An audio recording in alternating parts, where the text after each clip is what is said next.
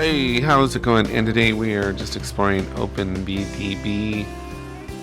I hope I don't make any mistakes during this tutorial. To start, we're in Modeler. We're just going to go into Cone.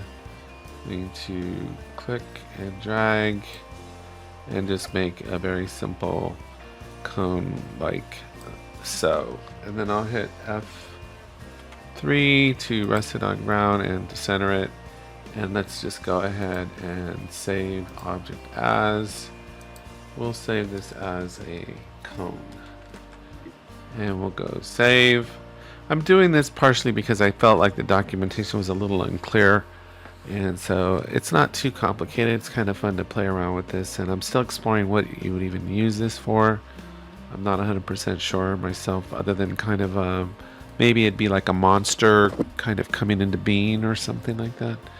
So anyway, we're going to go ahead and send this to layout, and it should come in just a second. And there it is. And we're going to go ahead and zoom on in here. And actually, this is just a reference mesh or a target mesh, so we're not even going to be, we don't even technically need it to frame this up.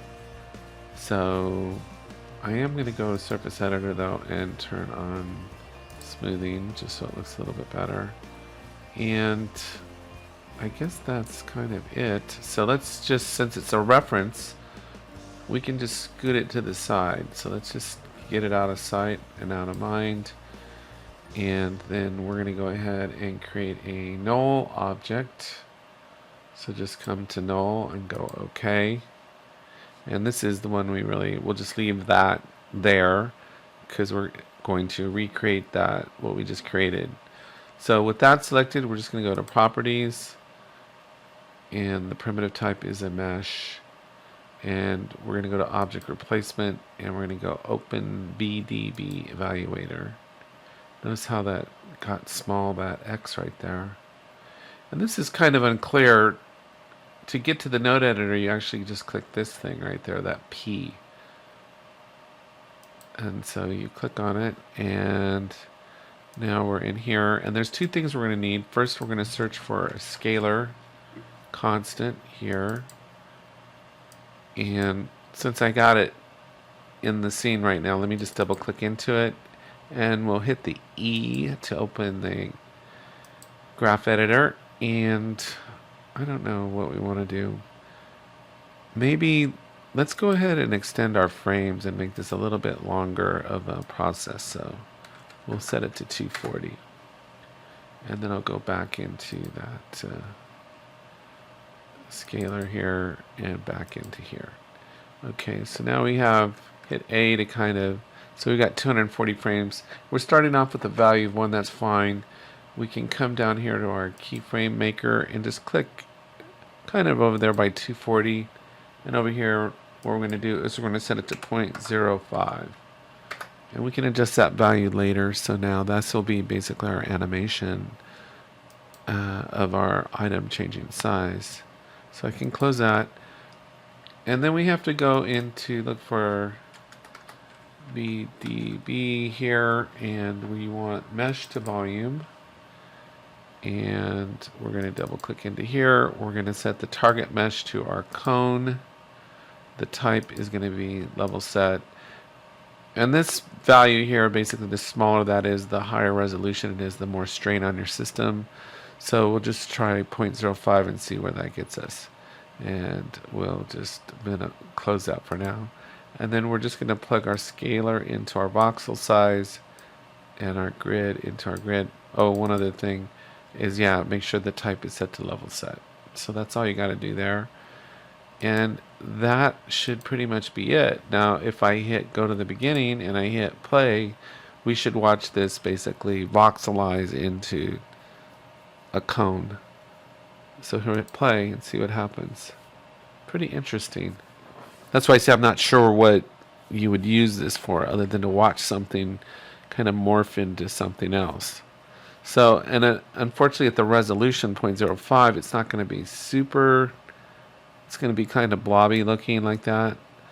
So we can adjust, the lower we make that number, So I guess I got to go into properties here and hit that P, double click this, and I guess this is grayed out. Yeah, so we're going to have to come into here to change our value.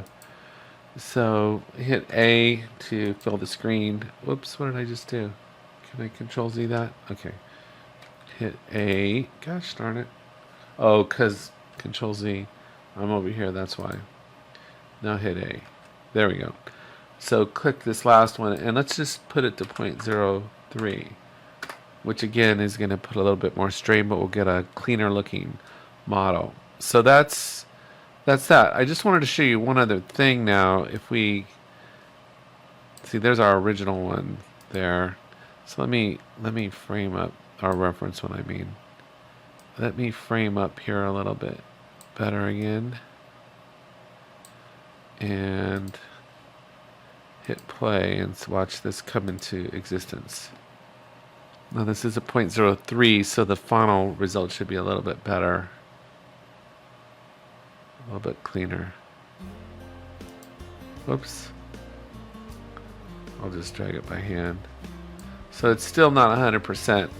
So let's go ahead and match our camera perspective real fast, and then let's go into VPR and see what this looks like. And the last thing I was going to show you is it's not too bad. We'd probably have to drop the resolution for it to look even cleaner or smoother. So let's go back into P here, and if we double click here, you'll see we have the second tab for attributes, and if I click this, now I have access to the surface editor. So if I come in here and I go to default, and just to show you that we can do like a checkerboard, of course. And if I change this to, I don't know, let's change that to red or something. And plug it in. You should see it. I think I might have to. Do I have to restart it? Let me see. Yeah, okay. So now what's it doing? Oh, it's taking a little bit longer. But you'll see now that we have the surface applied with the attributes tab. So I'm just going to stop it right there. So anyway, just kind of a thing to mess around with, the Open VDB. I hope you found this of help. Take care, have a great day, and I'll talk to you next time.